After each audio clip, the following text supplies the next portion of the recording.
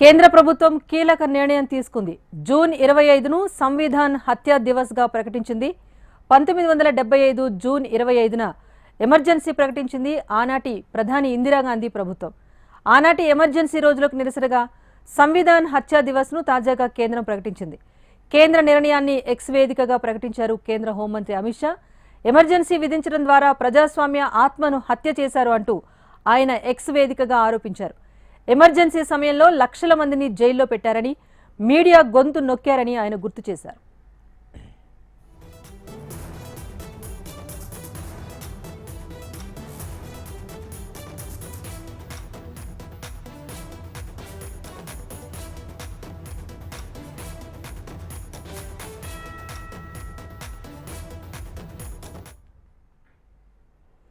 కేంద్ర ప్రభుత్వం కీలక నిర్ణయం తీసుకుంది. జూన్ 25ను సంవిధాన్ హత్యా దివస్గా ప్రకటించింది. 1975లో విధించిన ఎమర్జెన్సీని గుర్తు చేస్తూ కూడా ఈ దివస్ను ప్రకటిస్తూ కేంద్ర హోంమంత్రి అమిత్ షా ఎక్స్ వేదికగా ఈ ప్రకటన చేశారు. దీనికి సంబంధించి అప్డేట్ శిరీష్ అందిస్తారు. శిరీష్, చెప్పండి, సంవిధాన్ హత్యా దివస్ అంటూ కేంద్ర హోంమంత్రి ఎక్స్ వేదికగా చేసిన ప్రకటన డీటెయిల్స్ ఏంటి? దీనిపైన కాంగ్రెస్ నుంచి ఎలాంటి రెస్పాన్స్ వస్తుంది?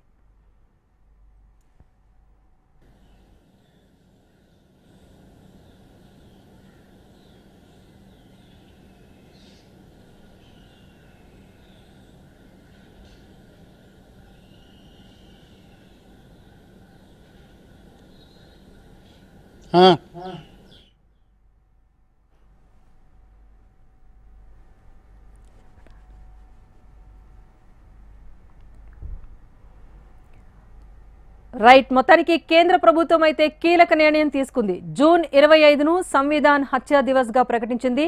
1975 జూన్ 25న ఎమర్జెన్సీ ప్రకటించిన విషయం తెలిసిందే. ఆనాటి ప్రధాని ఇందిరాగాంధీ ఎమర్జెన్సీ ప్రకటించి ప్రజాస్వామ్య హత్యకు కారకులయ్యారు, మీడియా గొంతు సైతం నొక్కారంటూ కూడా కేంద్ర హోంమంత్రి ఎక్స్ వేదికగా గుర్తు చేస్తూ జూన్ 25ను సంవిధాన్ హత్యా దివస్గా ప్రకటించారు. దీనికి సంబంధించి అప్డేట్ ఢిల్లీ నుంచి మా ప్రతినిధి శిరీష్ అందిస్తారు. శిరీష్, చెప్పండి, కేంద్ర హోంమంత్రి ఎక్స్ వేదికగా ఈ సంవిధాన్ హత్యా దివస్ కు సంబంధించి చేసిన ప్రకటన పైన అటు కాంగ్రెస్ నుంచి ఎలాంటి రెస్పాన్స్ వస్తుంది? రాజేశ్వరి, కాంగ్రెస్ పార్టీ మాత్రం దీన్ని తీవ్రంగా వ్యతిరేకిస్తోంది. ఎందుకంటే గతం నాటి గుర్తులను పదే పదే గుర్తు చేస్తూ కేంద్ర ప్రభుత్వం దీన్ని రాజకీయం చేయాలని చెప్పేసి కూడా భావిస్తుంది. రాహుల్ గాంధీ గత కొద్ది రోజులుగా ఏదైతే దేశంలో జరుగుతున్న పరిణామాలు, వ్యవస్థలను నిర్వీర్యం చేస్తున్న విషయాన్ని వీటన్నింటినీ కూడా నిరసిస్తూ రాజ్యాంగాన్ని తీసుకొని ఒక ముందుకు వెళ్తున్నారు. సో ఈ నేపథ్యంలో ఇటు అధికార ఎన్డీఏ పార్టీ, ముఖ్యంగా అధికారంలో ఉన్న బీజేపీ దీనికి వ్యతిరేకంగా ఆనాటి ఎమర్జెన్సీని మళ్ళీ తీసుకొచ్చే ప్రయత్నం కూడా చేస్తోందని చెప్పేసి కాంగ్రెస్ పార్టీ ఆరోపిస్తోంది. అయితే సంవిధాన్ రక్షా దినోత్సవంగా పాటించాలని చెప్పేసి కాంగ్రెస్ పార్టీ కూడా గుర్తు చేస్తోంది. అయితే ఈ మధ్యకాలంలో లోక్సభలో కాంగ్రెస్ పార్టీతో పాటు విపక్ష ఎంపీలందరూ కూడా ప్రమాణ స్వీకారం చేసినప్పుడు రాజ్యాంగాన్ని, కాన్స్టిట్యూషన్ని కూడా చూపిస్తూ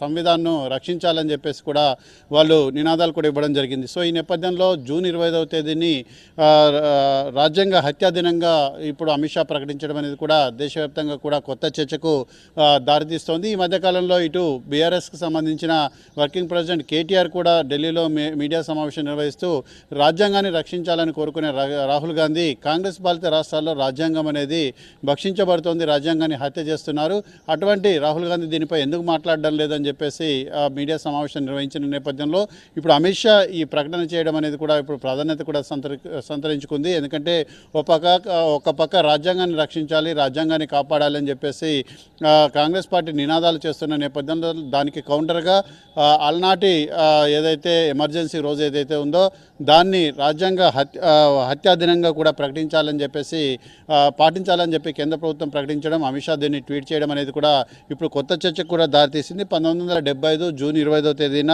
దేశంలో ఆనాటి ప్రధాని ఇందిరాగాంధీ ఎమర్జెన్సీ అనేది కూడా విధించారు. దాన్ని చీకటి రోజులుగా కూడా ఇప్పటికీ భారత రాజకీయ చరిత్రలో చెప్తూ ఉంటారు.